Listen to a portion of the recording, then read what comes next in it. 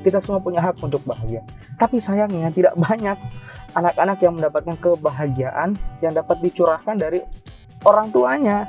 Kenapa? Karena orang tuanya cenderung menjadi orang tua yang destruktif, kasar. Dia menjadi orang tua yang tadi itu toksik, meracuni kehidupan anak-anaknya dengan pola asuh yang tidak baik gitu. Jadi ini bukan hanya sekedar memperlakukan anak-anak mereka dengan ditampar, dipukul atau di ini, tapi bahkan dengan verbal, ucapan itu bisa melukai hati anak-anak dan mempengaruhi kondisi psikisnya sehingga anak tidak dapat berkembang dengan baik.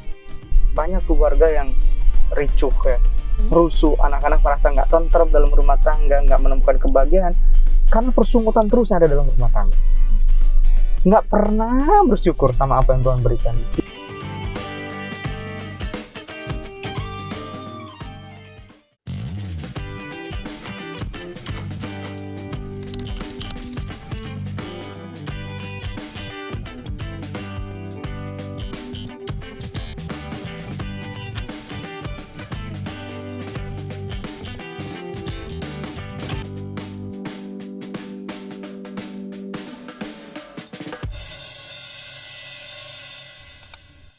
Halo semuanya, apa kabar kalian semua yang ada di rumah? Semoga baik-baik aja ya.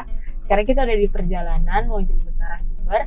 Sambil nunggu perjalanan yang kayaknya agak macet ini, aku mau ingetin ke kalian buat follow semua sosial medianya Hope Channel. Dan apalagi YouTube channelnya Facebook, karena Facebook sekarang udah ada YouTube channel sendiri. Jangan lupa di like, di subscribe, dan juga turn on notification-nya.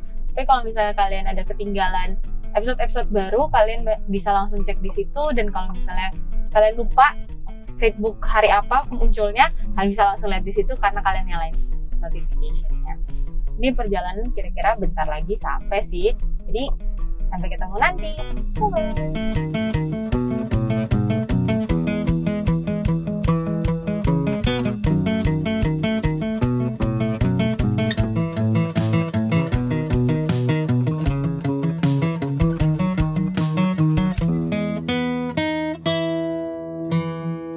Kembali lagi di Facebook, What's on your mind? Kita sekarang udah sama Pendeta. Halo Pendeta, apa kabar? Tisha, wah hari ini cerah sekali Tisha. Menuju ke panas. Iya loh, tapi beberapa hari belakangan ini memang panasnya luar biasa. Padahal gelap-gelap nggak jelas loh. Iya betul, makanya kita harus tetap terhidrasi Tisha. Itu selain kehidupan rohani kita terhidrasi terus karena tayangan Facebook, Amin. tubuh jasmani kita juga gitu. Selain Yesus bilang kan, manusia tidak hidup dari roti saja secara fisik, tapi juga firman. Tapi kita juga kadang-kadang harus bijaksana gitu. Makanan rohani kita nikmati, tapi jangan lupa juga dengan yang fisik. Gitu. Dengan kondisi tubuh yang sehat, kita bisa mempelajari firman Tuhan lebih baik lagi. Gitu. Lebih fokus lagi. Gitu. Kita tentang apa nih Pendeta hari ini? Oke, aku mau tanya Tisha nih sama teman-teman yang di rumah nih ya. Ingat gak waktu kecil dulu? Mungkin ya lupa-lupa ingat, tapi paling enggak kalau itu terus dilakukan sama orang tua pasti terkenang.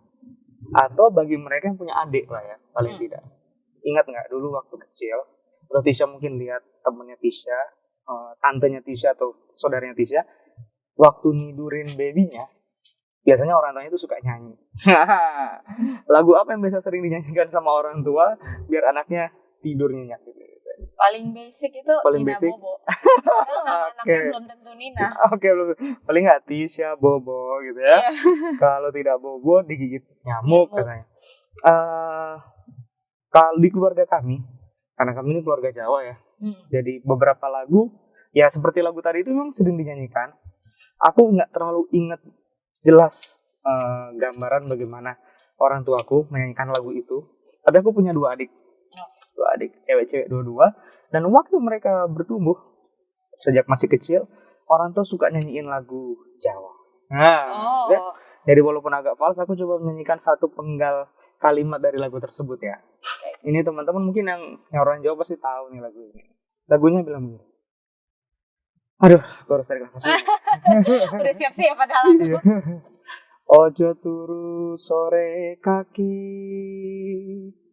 ono dewa nglanglang jagat. Itu sepenggal dari lagu tersebut. Turu tuh tidur ya? Ya. Aku tahu bagian jadi lagu-lagunya itu memang tembang-tembang yang dinyanyikan kayak gitu. Walaupun sebetulnya makna pesan lagu itu bertentangan dengan kondisi anak yang lagi mau tidur. Oh, justru Karena jangan tidur. Iya, jadi Oh. lagu itu tuh bilang jangan tidur nak gitu. Tapi lagi tidurin anak. Jadi tapi justru lagunya untuk nidurin anak gitu. Nggak tahu kenapa orang tua saya. Mungkin karena orang tua saya menyukai lagu tersebut. Oke. Gitu. Tapi setelah kesini ya, makin gede gitu. Makin gede, ternyata lagu ini punya pesan yang bagus sekali. Karena sering sekali makna pesan lagu ini ditangkap secara literal bahwa jangan tidur di waktu transisi sore dan petang. Oke. Di waktu-waktu matahari mulai terbenam tuh, saat-saat maghrib, katanya jangan tidur. Katanya ada dewa yang sementara melihat dan menyaksikan. Jadi kesan yang didapat oleh seorang anak adalah, jangan tidur. Ada hal mistis nanti akan terjadi. Iya. Gitu. Tapi sebetulnya Tisha dan teman-teman, ada makna yang lebih dalam dari sekedar pesan literal itu. Maksudnya orang tua yang mungkin mengerti pesan lagu ini ya, nanti teman-teman bisa komen nih di YouTube kita atau di semua sosial media kita, di kolom komen makna lagu ini. Ya, sebetulnya mereka orang Jawa ya. Iya, lebih gitu. mengerti. Nah, ternyata pesan lagu itu mau bilang ke kita bahwa jangan dulu kamu menutup dirimu cepat-cepat, istilahnya menghilangkan kesadaran dengan cepat sehingga kamu melupakan apa yang ada di sekitarmu. Oke. Ngerti nggak maksudnya? Kayak ketika orang tidur, dia lupa dengan keadaan sekitarnya. Ya kan tidur. Artinya tidurlah pada waktu yang memang tepat di mana kamu akan tidur. Jangan tidur terlalu cepat karena masih banyak hal yang perlu kamu lakukan. Banyak hal yang perlu kamu pedulikan, banyak hal yang perlu kamu lakukan untuk lingkungan yang ada di sekitar kamu. Jadi ternyata waktu mama saya nyanyikan lagu itu ke adik saya, ke saya juga waktu itu ya, yang belum ngerti apa-apa, tapi begitu besar, ternyata mama saya, bapak saya, mau anak-anaknya itu punya jiwa kepedulian terhadap sesama. Dalam ya? Iyalah, makanya itu dalam ya? lagu bobonya kok kayak gitu ya. Jadi kayak, Tuhan, terima kasih banget.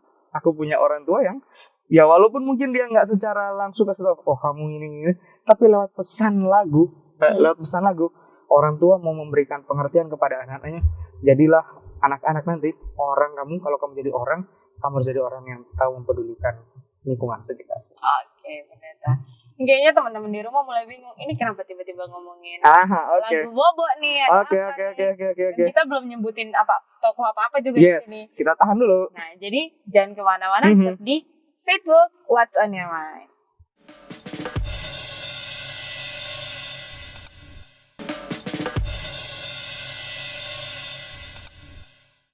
Kembali lagi di Facebook What's on Your Mind. Nah, tadi kita membahas tentang lagu-lagu. Nah, bingung kan ini Alkitabnya apa nih? Tiba-tiba lagu Bobo. Oke. Supaya kita langsung ke fokus pembahasan dan kita hubungkan dengan apa yang tadi kita telah bicarakan di awal, Tisha.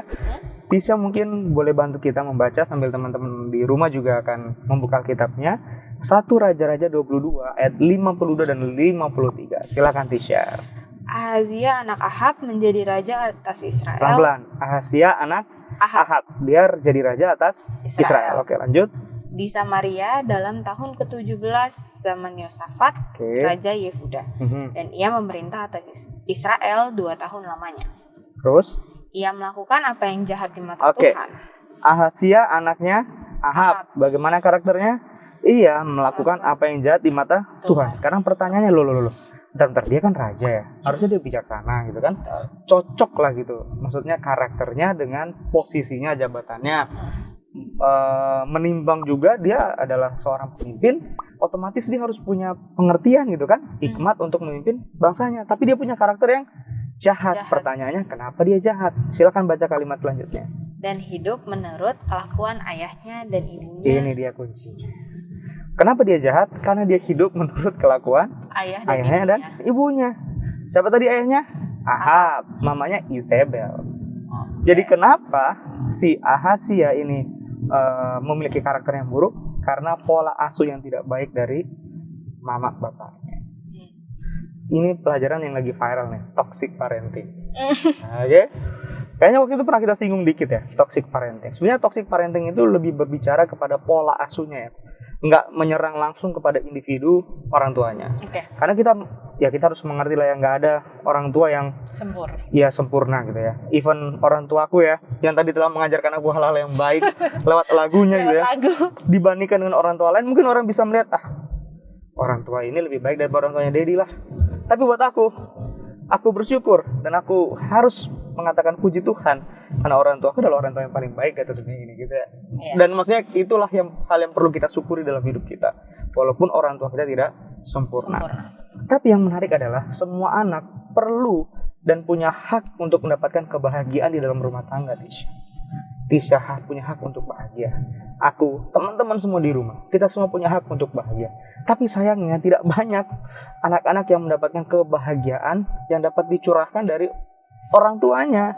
Kenapa? Karena orang tuanya cenderung menjadi orang tua yang destruktif, kasar. Dia menjadi orang tua yang tadi itu toksik, meracuni kehidupan anak-anaknya dengan pola asuh yang tidak baik gitu. Jadi ini bukan hanya sekedar memperlakukan anak-anak mereka dengan ditampar, dipukul atau tapi bahkan dengan verbal ucapan itu bisa melukai hati anak-anak dan mempengaruhi kondisi psikisnya sehingga anak tidak dapat berkembang dengan baik. Karena perkembangan anak itu kan bukan hanya sekedar dilihat dari pertumbuhan fisiknya, mentalnya juga dan sosialnya. Nah, perkembangan mental ada hubungannya loh dengan perkembangan fisik dan sosialnya banget itu. Apalagi dengan hal-hal yang rohani. Sudah pertumbuhan fisik mentalnya terganggu, sosialnya terganggu, rohaninya terganggu. Aduh, kasihan banget. Nah, itu kasihan banget. Nah, makanya beberapa hal orang tua nggak menyadari bahwa apa yang mereka lakukan sebetulnya sedang meracuni kehidupan anaknya, Tisha. Bahkan mungkin dengan hal-hal yang sederhana. Misalnya nih ya, oke, kamu boleh sukses nak, kamu harus kerja keras, tapi kamu nggak boleh sukses melebihi bapak. Contohnya tuh ya, artinya dia kesuksesannya berada di bawah bayang-bayang bapaknya. Nah, kamu harus bahagia, kamu harus segini, tapi bahagianya adalah ukuran ibunya. Ngerti nggak? Dikit-dikit, mama, nanti kalau mama ini gimana ya? Kalau mama ini gimana? Anak itu kebahagiaannya standarnya tuh mamanya gitu. Bukan berarti anak nggak boleh membahagiakan orang tua. Bagus sekali. Tapi kita orang tua nggak boleh membatasi kebahagiaan anak hanya karena kebahagiaan kita. Dan ini bahaya sekali. Dan yang paling bahaya adalah ketika anak nanti, anak waktu bertumbuh, mereka melihat pola asuh tersebut. Parahnya adalah toxic parenting ini berjangkit. Berjangkit gimana? Artinya ketika Tisha merasakan pola asuh yang tidak baik, ada kemungkinan besar ketika Tisha menikah, pola asuh yang tidak baik itu akan dilakukan kembali Tisha dalam keluarga. Diteruskan. Jadi ini seperti mata rantai yang sulit untuk diputuskan, tapi itu bisa diputuskan. Gitu. Makanya satu pelajaran yang paling berharga yang perlu diterapkan oleh orang tua dalam rumah tangga adalah anak-anak itu suka copy apa yang orang tua lakuin. Ngerti nggak? Mengikuti gitu. Ingat nggak kalau kecil orang tuanya minum apa, anaknya pengen minum itu. Iya. Orang tuanya makan apa, anaknya pengen makan apa. Nah, beberapa hari yang lalu di rumah aku sama istriku makan es krim. Anak kami kasih blender buah. Biar dia juga makan gitu. Tapi karena dia lihat kok kemasannya beda ya, kok makan di mangkok, kalau di mereka makan di tempat yang lain, sepertinya punya mereka lebih ini ya. Dia nangis, dia mau merampas yang punya kita. Jadi caranya adalah ya kita cuci itu botol yang kita tempat wadah yang kita pakai untuk makan es krim, kita isi dengan blender buah. Dia makan terus. Seperti menipu ya. Iya, dibohongi. Tapi begitulah anak. Mereka suka meniru apa yang orang tua lakukan. Percaya nggak? Ini aku bukannya mau sombong atau gimana ya. Apalah ya, sombong dikit ya. Kami punya ibadah malam, ibadah pagi di rumah. Tapi biasanya untuk waktu 2 minggu sekali ada ibadah gereja di mana seminggu itu ibadah terus malam. Jadi kami nggak ada ibadah malam keluarga, kami ibadah malam bersama dengan jemaat. Langsung. Tapi kalau pagi, renungan pagi terus kan. Nah, ada kebiasaannya anak ini, ketika bangun dia langsung ba. Tangannya langsung ba. Jadi dia ngajak semua untuk ayo kita berdoa. Selesai berdoa dia masih lagi ba. Mau lagi terus berdoa. Bahkan sebelum tidur itu terus kebiasaannya. Sepertinya dia udah tahu. Ya, dia udah kebiasaan. Bayangkan Tisha, kalau kebiasaan ini kita rubah kembali. Pasti anak ini akan bingung, ada apa dengan orang tua saya? Rasa aneh. Ya, tapi poin plusnya adalah kalau kebiasaan itu dipupuk terus sampai dia besar nanti, ketika bangun tidur dia akan cari Bapa di sorga, gitu kan? Kalau dia mau tidur dia cari Bapa di sorga. Karena kan kita kalau berdoa Bapa yang di sorga, jadi mungkin dia dengernya Bapa gitu. Sama gerakan tangan. Iya. Jadi sebisa mungkin aku sama istriku mungkin bukan orang tua yang sempurna, tapi kami harus menghindari pola asuh toksik. Apa kan ini sangat berbahaya. Dan Tisha, teman-teman juga di rumah, mungkin kalian belum menikah, tapi pelajaran ini penting. Kenapa? Karena kita pernah mengalami hal yang tidak menyenangkan, bukan selama kita diasuh sama orang tua kita. Kita nggak bisa istilahnya menutupi hal tersebut. Kalaupun kita tutupi, kita memaafkan dan kita lupakan, itu bagus sekali. Tapi hal yang paling penting adalah ketika banyak anak-anak trauma dengan pengalaman-pengalaman buruk selama pola asuh yang buruk dari orang tuanya, kita harus memutus mata rantai tersebut. Nah, mau tahu kan seperti apa sih pola asuh yang buruk dari si Ahab kepada Ahazia? Oke, jadi kita perlu ingat pesan itu ya Tisha. Kita harus memutus mata rantai tersebut. Tapi kita perlu tahu apa yang Ahab lakukan ya sama istrinya kepada Ahazia. Oke, pola asuh seperti apa sih yang ditunjukkan dan diteladankan kepada mereka berdua? Tisha dan teman-teman boleh buka 1 Raja-Raja pasal 21 ayat 1 sampai 4. Silakan Tisha. Sesudah itu terjadilah hal yang berikut. Nabot orang Israel mempunyai kebun anggur di Israel, di samping istana Ahab, Raja Samaria. Berkatalah Ahab kepada Nabot, berikanlah kepadaku kebun anggurmu itu, supaya ku jadikan kebun sayur, sebab letaknya dekat rumahku. Aku akan memberikan kepadamu kebun anggur yang lebih baik daripada itu sebagai gantinya. Atau jikalau engkau lebih suka, aku akan membayar harganya kepadamu dengan uang. Jawab Nabot kepada Ahab, kiranya Tuhan menghindarkan aku daripada memberikan milik pusaka nenek moyangku kepadamu. Lalu masuklah Ahab ke dalam istananya dengan kesalah hati dan gusar karena perkataan yang dikatakan Nabot, orang Israel itu. Kepadanya, tidak akan kuberikan kepadamu milik pusaka nenek moyangku. Maka berbaringlah ia di tempat tidurnya dan menelungkupkan mukanya dan tidak mau makan. Oke Tisha, Nabot mungkin lagi seneng ya, lagi happy karena kebunnya melimpah, hasilnya juga banyak. Tapi ternyata kebahagiaan, ini nih pesan yang agak ini nih, kebahagiaan orang itu ya, mungkin bagi orang lain ada yang bisa menikmati, puji Tuhan dia sukses. Tapi ada orang kayak, kenapa dia gini ya? Karena iri hati. Kayak ini sih, Ahab ini ya, kayak, bro bisa nggak gue beli aja tanah lo gini. Dia ingin memiliki apa yang menjadi milik orang lain gitu. Apa yang menjadi kesenangan ya, orang lain. Ini kan kayak gini Tis, rumput di depan rumah kita hijau, tapi kok rumput tetangga lebih hijau ya? Kok buah-buahnya lebih lebat daripada punya kita? Padahal belum tentu. Itu pola asuh yang buruk sekali. Jealous terus. Dan hebatnya adalah istrinya mendukung kebiasaan buruk yang dimiliki oleh suaminya, si Isabel. Bahkan nanti cerita selanjutnya akan kita bahas ya. Si Isabel melakukan satu hal yang parah banget. Mau tau nggak apa yang dilakuin? Tapi setelah ini. Oke. Kita akan kembali setelah yang satu ini, tetap di Faithful, What's on Your Mind.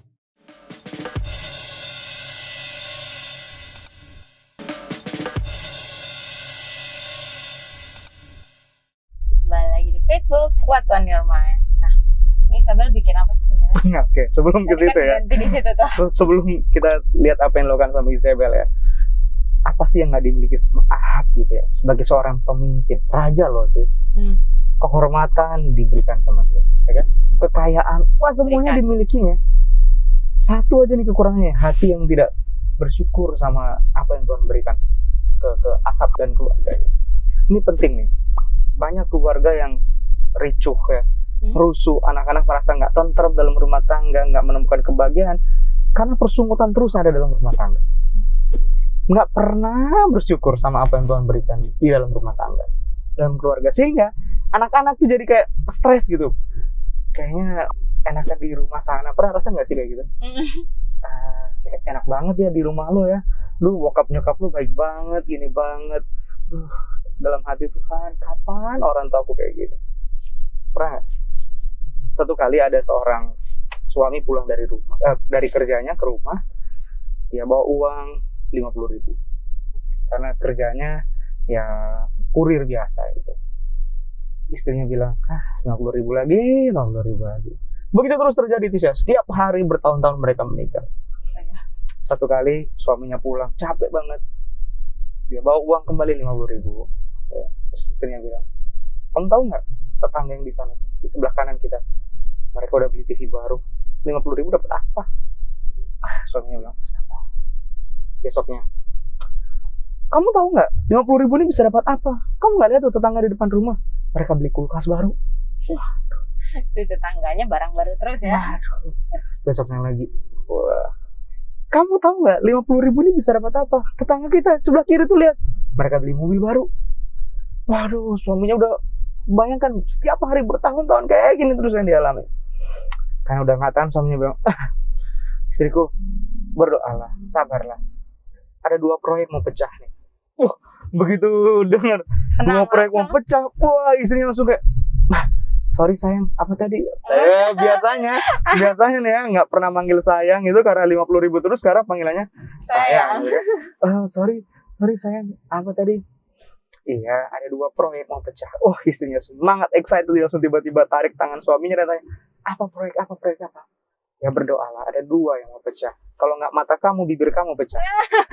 Karena saking emosinya suaminya, saking marahnya, dia bilang begitu. Hati-hati. Ucapan syukur dalam kehidupan rumah tangga dengan apa yang Tuhan telah berikan dan apa yang kita miliki, itu membuat hidup kita jadi lebih enak untuk dinikmati. Ingat ini saya, dibandingkan memiliki segala-galanya seperti Ahab, tapi nggak kan? puas. Oke, sekarang, nah, apa yang dilakukan sama Isabel? Isabel pikir, seperti nggak menghormati semua orang ini di Israel kepada suamiku, ya kan? Tahu nggak dia buat apa? Sepertinya Isabel nih memegang peranan penting dalam hidup Ahab dan peranannya sebagai raja di Israel.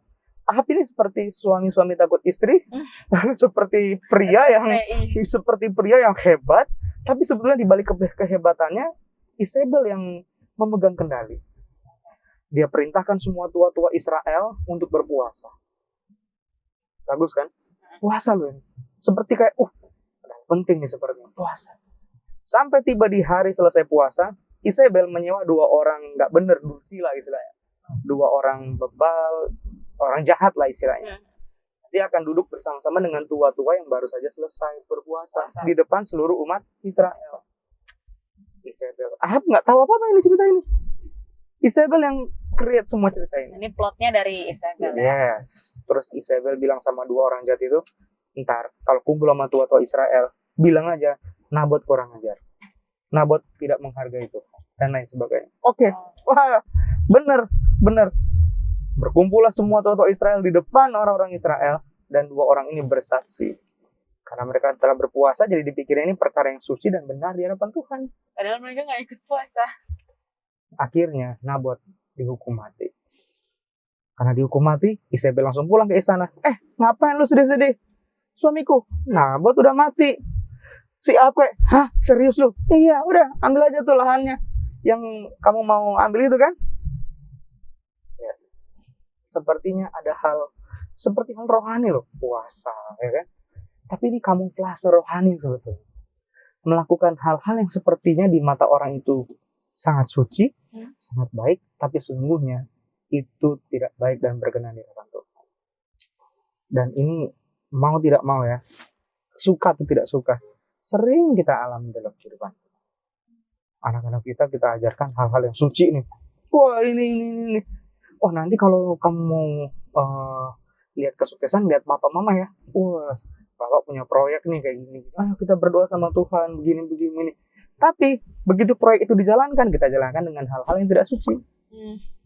Ngerti nggak? Suap sana sini mungkin, atau permainan ya korupsi dan lain sebagainya. Kita ajarkan anak kita untuk berdoa sama Tuhan supaya Tuhan berkati pekerjaan kita, tapi dalam upaya kita meraih kesuksesan, kita lakukan dengan hal yang tidak baik. Terus apa yang kita mengharapkan terjadi sama anak kita? Karena yang anak kita lihat seperti itu. Toxic parenting, pola asuh yang toksik. Anak-anak diracun. Jadi bayangkan Asia tumbuh besar di keluarga yang kayak begini. Oke? Jadi betapa banyak racun yang yang masuk ke dalam pikiran si Asia.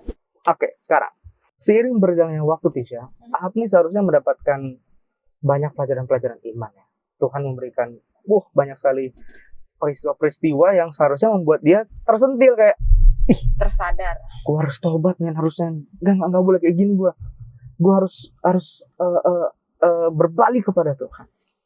Kalau Tisha punya Alkitab, teman-teman, kita boleh baca di 1 Raja-Raja 21 ayat 21 sampai 22. Silakan. Ayat 21 dan 22. Mhm.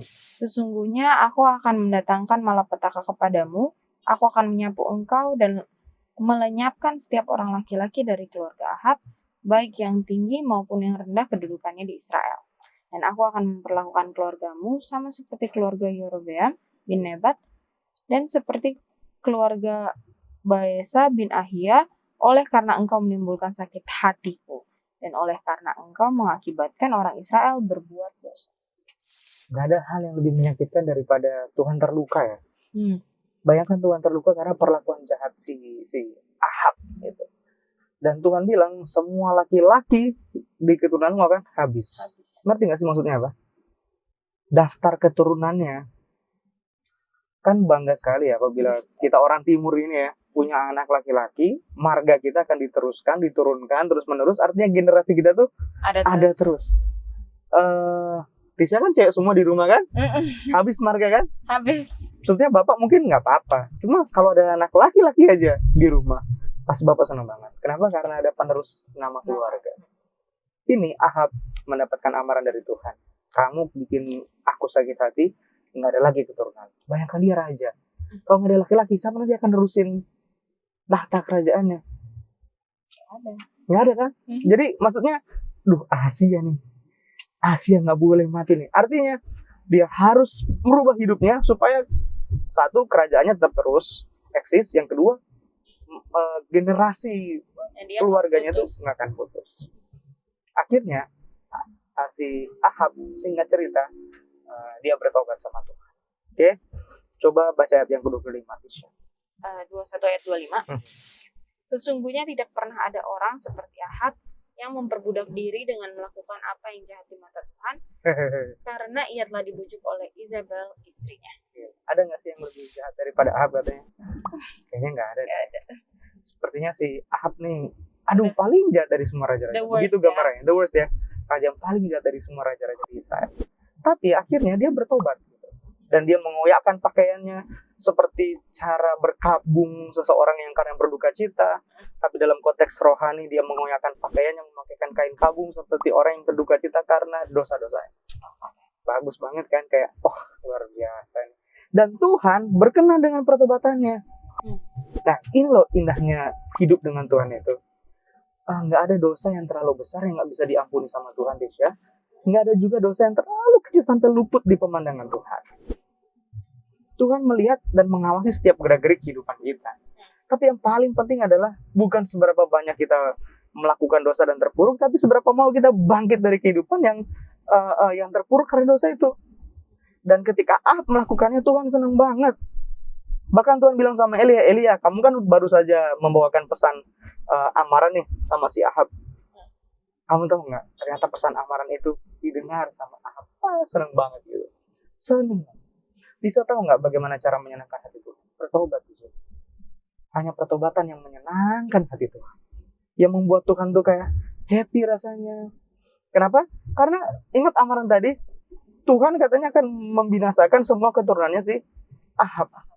Tuhan itu bagi bangsa Israel adalah pembela. Oke? Tuhan itu adalah pemimpin mereka. Bukti-bukti keberhasilan, bukti-bukti kemenangan ketika berperang itu karena tangan Tuhan yang penuh dengan kuasa. Sekarang Tuhan yang tadinya itu pembela, penuntun, pemelihara, sekarang malah jadi musuh bagi si Ahab. Apa indahnya hidup sih, ya? Bermusuh dengan Tuhan gitu. Apa indahnya hidup bermusuh dengan Tuhan? Ada. Ketika kita tidak mencari Tuhan, secara tidak langsung ya, kita menjadikan Tuhan itu seperti musuh kita. Padahal kita masih ada dalam status warga negara umat Tuhan ya. Israel maksudnya. Gue masih Israel, gue masih ini. Gue juga masih berdoa kok. gue masih berbuat baik, gue masih kasih perpuluhan. Udahlah, cukup lah ya. Tapi tidak mendekatkan diri dengan Tuhan. Hati-hati Tisha. Terutama kita mungkin orang-orang muda yang sudah berkeluarga. Ini pelajaran yang sangat penting misalnya.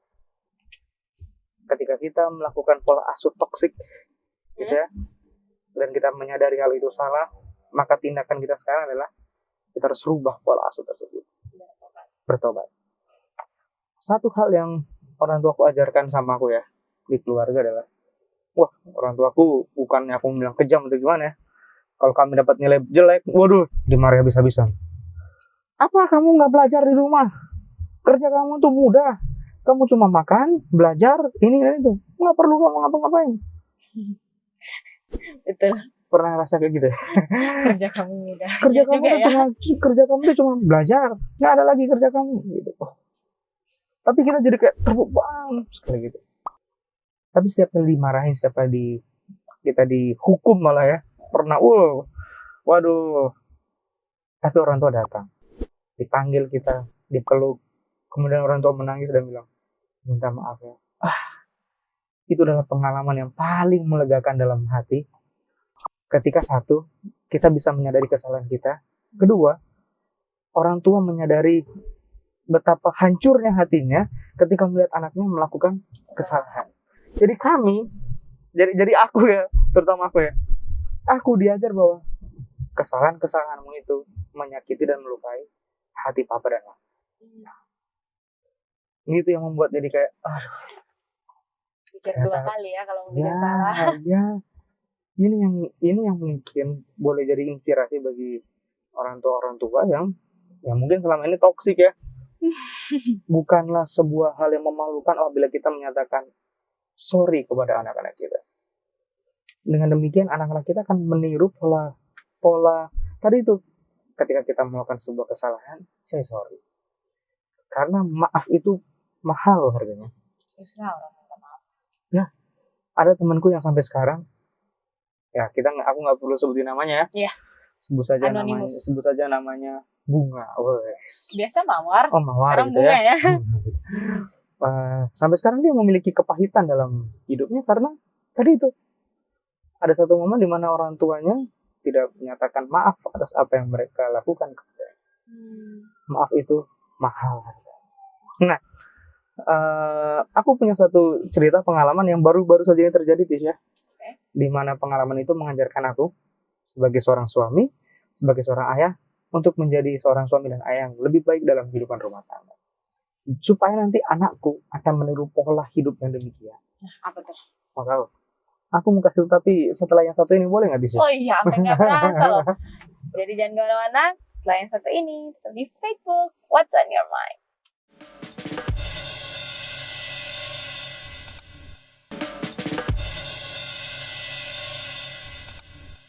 Kembali lagi di Facebook. What's on your mind? Yes, Tisha. Aku mau kesaksian itu ya. Oke. Beberapa bulan yang lalu kami dapat kesempatan untuk mudik pulang kampung. Kebetulan pulang kampungnya ke Manado, tempat istri ya. Berarti naik plane ya, naik pesawat Ya, ini. naik pesawat. Istri sama anak dulu masih baby duluan pulang ke sana. Oh. Karena kan waktu cuti nggak banyak nih, karena harus pelayanan kan di tempat di mana kami melayani di Jakarta. Jadi ya kita harus bijaksana. Jadi kita putuskan kalian berdua dulu pulang. Kita udah puas-puas di sana, nanti aku pulang nyusul sekalian kita kembali lagi ke Jakarta. Biar pulangnya sama-sama. Iya gitu. Tapi sepertinya itulah rencana manusia, bukanlah rencana Tuhan gitu ya. Manusia bisa berbuat dan merencanakan hal yang indah, tapi mungkin Tuhan masih punya rencana yang lebih indah daripada rencana kita. Seminggu mereka di sana PPKM darurat. Oh iya. Oke. Ih, nggak bisa kemana-mana. Gak bisa gitu. kemana-mana, jadi kayak aduh. Oke. Jadi mereka harus menikmati masa PPKM di sana dan aku di sini. Sebetulnya bisa aja ke sana gitu. Tapi yang jadi masalah adalah di PPKM darurat peraturannya anak di bawah 12 tahun tidak boleh naik pesawat. Apa kita harus tinggal bayi kita sama omanya di sana ya, sama ayangnya, terus kita berdua di sini kan nggak mungkin gitu kan. Jadi setelah beberapa bulan mereka menikmati liburan di sana, kami putuskan, aku harus balik ke Manado dan jemput. Walaupun undang-undang masih sama ya, PPKM masih darurat ya, masih ketat sekali. Jadi ini gambling. Seminggu di sana, sebelum seminggu sampai di sana, tiba-tiba istriku kehilangan penciuman, kehilangan rasa. Aduh, jadi kayak Lemes. aduh, kenapa begini ya? Kita mau liburan gitu kan, udah kangen, udah lama gak ketemu sama mereka, sama si baby. Aduh, kenapa begini? Jadi di hati jadi kayak nikmat liburan apa, tapi udahlah Tuhan, nikmati aja, yang penting ketemu sama keluarga. Seminggu sehat, seminggu kemudian memulihkan diri. Nah, seminggu kemudian tiket udah dibeli. Tapi PPKM nggak turun-turun. Jadi setiap hari itu enggak, kita pantengin handphone, kapan PPKM akan berakhir. Oh, tanggal sekian. Begitu tanggal begitu kita langsung nonton kayak semoga Siap-siap. ya diperpanjang. Akhirnya kita bilang ya memang nggak ada lagi solusi selain kita nekat aja pergi pulang. Walaupun dengan resiko anak ini nggak bisa terbang ya. Untuk membuat situasi ini agar tenang dan nyaman kami lalui, aku pergi ke bandara, Tisha. Pergi ke bandara tanya, Pak, boleh nggak anak bayi naik pesawat? Oh boleh Pak. Begitu dengar boleh, seneng banget. Berarti bisa pulang. Tapi ada satu hal yang membuat sedih. Boleh, tapi baby harus di PCR. Udah kasihan. Hati langsung kayak Nah, antara mau dan nggak mau ya di hati. Kalau aku kayak, adalah bayi anak cowok, biasa kan gitu bapak kayak anak cowok biar kuat. Tiba-tiba saja ada sepupunya istri yang bilang, temanku kemarin anaknya di swab pendarahan sampai sekarang. Karena kan waktu dicolok anak itu kan meronta-ronta ya, jadi Goyang-goyang. ya mungkin bukan kesalahan si perawat yang colok, tapi ya keadaan yang membuat itu terjadi. Akhirnya semua orang marah kalau anak ini akan di swab. Jangan sampai nanti di swab ya, pokoknya nggak boleh di swab. Tuh denger tuh, kamu nggak boleh di swab. Akhirnya kami putuskan untuk nggak swab. Oke. Memberanikan diri aja. Setibanya di bandara, kami bikin surat pernyataan bahwa anak ini terbang bersama kedua orang tuanya. Wah, tapi hati udah was-was nih. Aduh, gimana kalau nggak Kalau boleh nggak ini? boleh, berarti kan kalau udah di bandara berarti tiket udah dibeli. Aduh, gambling banget ya.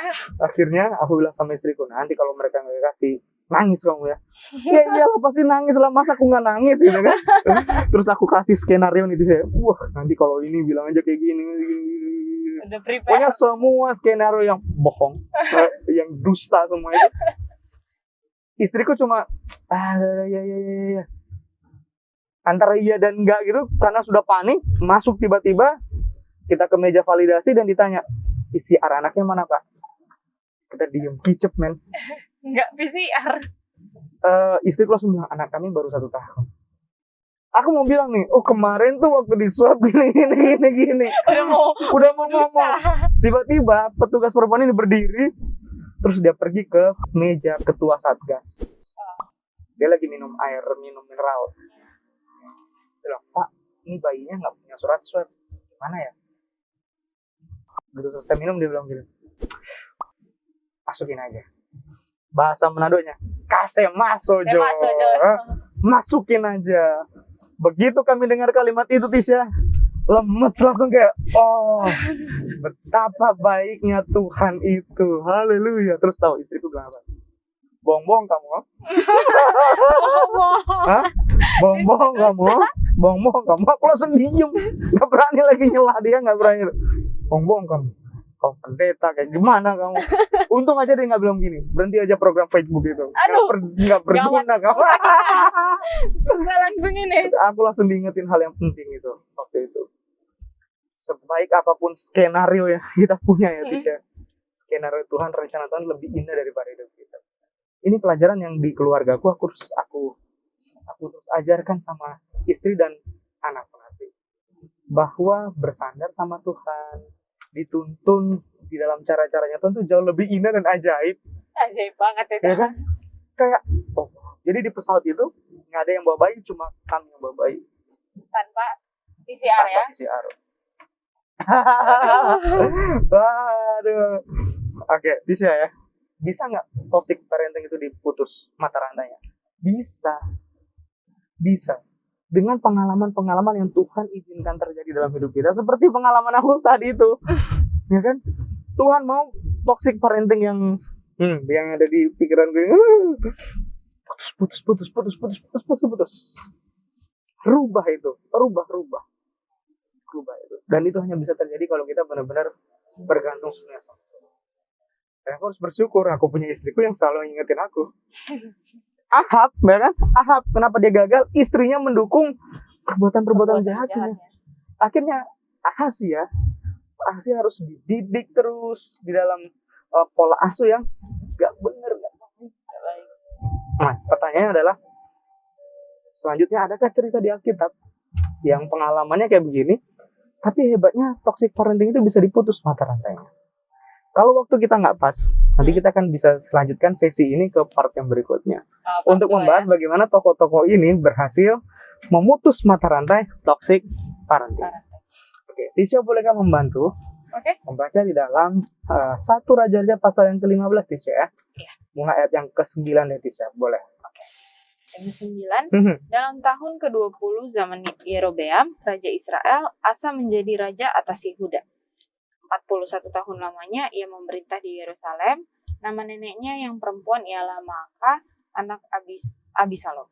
Asa melakukan apa yang benar di mata Tuhan seperti Daud bapa leluhurnya. Oh, bagus ya. Lanjut, Tisha. Ayat yang ke-12, ia menyingkirkan pelacuran bakti dari negeri itu dan menjauhkan segala berhala yang dibuat oleh nenek moyangnya. Bahkan ia memecat Maakah neneknya dari pangkat ibu suri, karena neneknya itu membuat patung Asyera yang kecil. Asa merobohkan patung yang kecil itu dan membakarnya di lembah Kidron. Sekalipun bukit-bukit pengorbanan tidak dijauhkan, namun Asa berpaut kepada Tuhan dengan segenap hatinya sepanjang umurnya. Thank you, Tisha. Oke. Nama siapa tadi raja ini? Asa. Tahu nggak arti Asa itu apa? Asa itu artinya healer. Penyembuh. Yes, penyembuh. Nama bapaknya tuh Abiam. Abiam melakukan apa yang jahat di mata Tuhan. Artinya pola asuh Abiam itu pola asuh yang toksik. Tapi dia punya anak namanya Asa, healer. Mungkin dia menyadari, Tuhan, hidup gue hancur, semoga anak gue hancur. Dan hebatnya adalah kerinduan itu tuh dijawab sama Tuhan. Asa memang benar-benar menjadi penyembuh atas luka-luka yang dialami oleh keluarganya karena Abiam. Atas luka-luka kemurtatan yang dialami oleh bangsa Yehuda karena Abiam. Jadi bisa nggak toxic parenting itu diputus? Bisa. Bukti nyata. Asa membuktikannya. Jadi ingat nggak ada satu kalimat klasik ya? Buah jatuh tidak jauh dari pohonnya. Tapi Asa jatuh jauh banget. Guling-guling. Gravitasi dia. Ya kan? Kenapa? Karena dia melakukan pola hidup yang sesuai dengan kehendak Tuhan.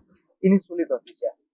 Ini adalah pengalaman di mana anak itu menyadari betapa buruknya pola asuh yang dialami dirinya oleh karena pengaruh orang tuanya. Tapi dia berusaha sebisa mungkin untuk tetap mendekatkan diri sama Tuhan. Dia melupakan pengalaman-pengalaman buruk yang telah dia alami ketika pola asuh buruk itu, mungkin melukai hatinya. Kemudian mungkin ya plan-plannya si Abiam ke depan untuk hidupnya si Asa anaknya mungkin udah ada kayak, nak, kamu usia begini harus belajar ini supaya nanti kamu mapan dalam urusan ini gitu ya. Karena kan kamu the next king. Nanti usia begini kamu belajar ini sama si ini supaya nanti kamu paham masalah ini. Semuanya udah ada. Tapi tahu nggak pelajaran apa yang paling indah dari semua pelajaran-pelajaran yang tidak pernah diajarkan bahkan sama bapaknya? Pelajaran takut akan Tuhan. Bayangin aja, tadi dicatat kan di ayat itu kan, neneknya isi ibu suri itu dipecat. Berani banget kan? Padahal itu neneknya. Neneknya dipecat. Kenapa? Karena neneknya punya patung yang mana patung ini akan membuat semua orang Yehuda akan menyembahnya dan murtad dari Tuhan. Dia singkirkan pelacuran. Gokil nih si Asa ini. Makanya namanya Asa, healer, penyembuh. Tuhan butuh asa-asa modern di dalam rumah tangga. Tuhan butuh kita semua teman-teman Facebook menjadi asa-asa yang ada dalam rumah tangga. Asa-asa yang menyembuhkan luka-luka akibat pengalaman buruk dari toksik parenting itu. Dan Tuhan mau asa-asa rohani itu terus bermunculan di generasi setiap rumah tangga umat-umat Tuhan. Sehingga luka-luka itu bisa kembali lagi boleh disembuhkan. Mungkin kita adalah orang tua yang buruk, tapi masih ada kesempatan bagi kita untuk berubah. Oke, mungkin kita bukan orang tua yang sempurna, tapi kita bisa menjadi orang tua yang terbaik bagi anak kita. Teman-teman, luka atas pengalaman masa lalu akibat toxic parenting memang menyakitkan, Tisha. Tapi tidak ada luka yang tidak dapat disembuhkan oleh Tuhan.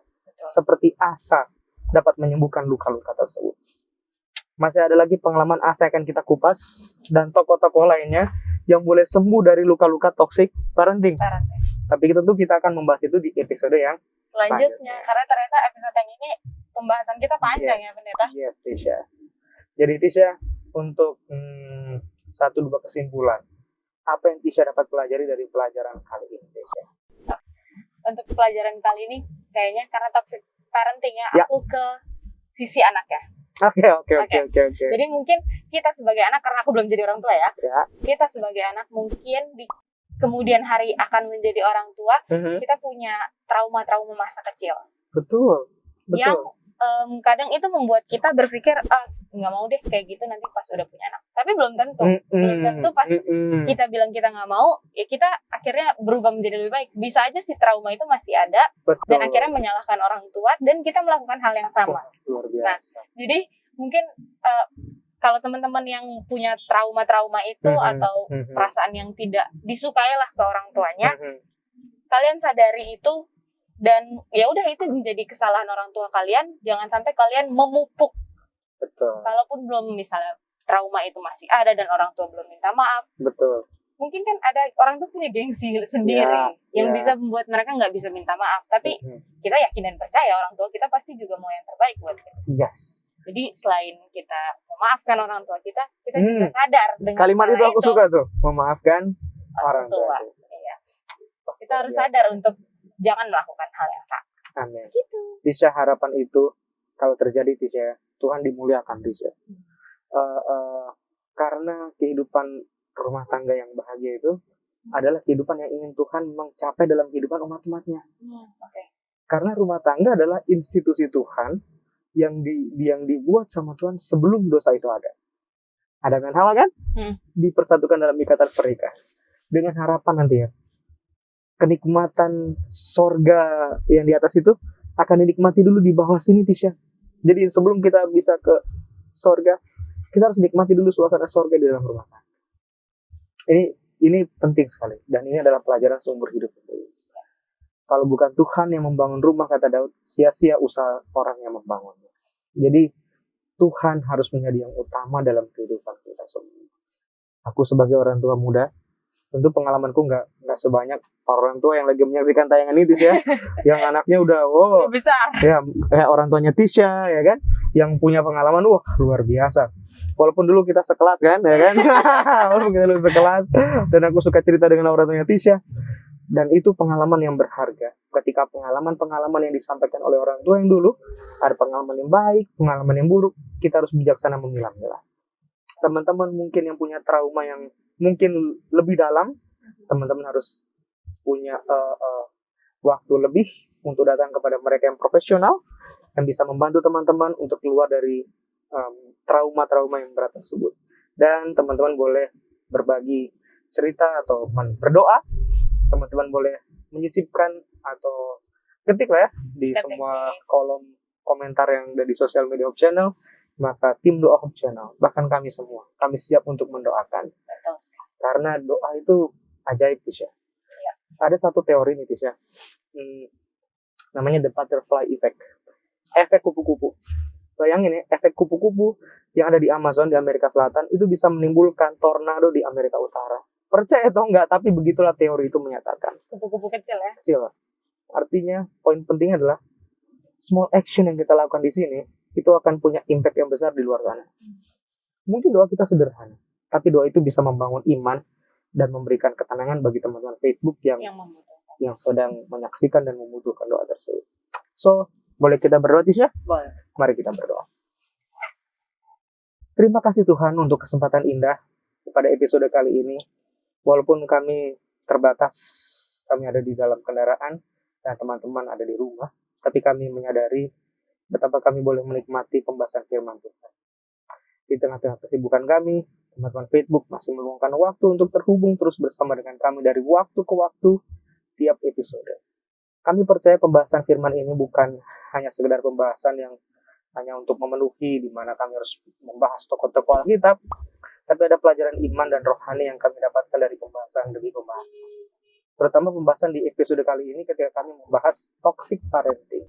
Tuhan, kami menyadari tidak ada orang tua yang ingin anaknya mengalami pengalaman-pengalaman yang buruk dalam kehidupan rumah tangga, tapi karena keadaan dan situasi sepertinya hal itu harus terjadi. Mohon ampun apabila kami menjadi orang tua yang toksik selama ini. Kami rindu untuk berubah, kami rindu untuk diubahkan dan memulaikan sebuah lembaran baru, di mana kami akan menghiasi kehidupan rumah tangga kami dengan suasana sorga. Ada kasih dan sayang, kepedulian, suami dan istri, orang tua kepada anak-anak. Dan yang lebih indah daripada itu Tuhan, anak-anak, mereka akan mengerti dan didewasakan di dalam iman, sehingga mereka boleh menghormati kedua orang tua mereka. Bagi teman-teman mungkin yang sedang mengalami trauma akibat pola asuh toksik, Tuhan akan sembuhkan luka-luka di hati mereka. Tuhan izinkan mereka untuk mengampuni dan melupakan pengalaman buruk tersebut. Dan yang paling indah adalah ada rekonsiliasi antara orang tua dan anak-anak. Karena rumah tangga yang kuat Tuhan adalah gereja yang kuat. Kami percaya kami akan bertumbuh di dalam iman. Berkati semua teman-teman Facebook di rumah, berikan kesehatan, kekuatan, berikan kelancaran rezeki, berkati mereka dalam setiap aktivitas kehidupan mereka. Tisha yang selalu membantu kami dalam siaran menjadi host, Tuhan juga akan berkati.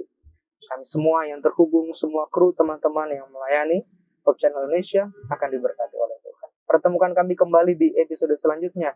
Kami percaya tangan Tuhan yang ajaib akan menuntun langkah kehidupan kami. Yang sakit disembuhkan, yang lemah iman diberikan kekuatan, yang berduka cita diberikan penghiburan. Dalam nama Tuhan Yesus kami berdoa. Amin. Amin. Terima kasih pendeta. Thank you doanya. Tisha.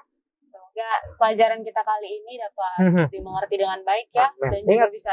masih ada episode selanjutnya loh. Oh iya, Nah, harus ditungguin part 2-nya Ya, karena ini ya, rada ya. ngateng nih. betul. Rada nanggung.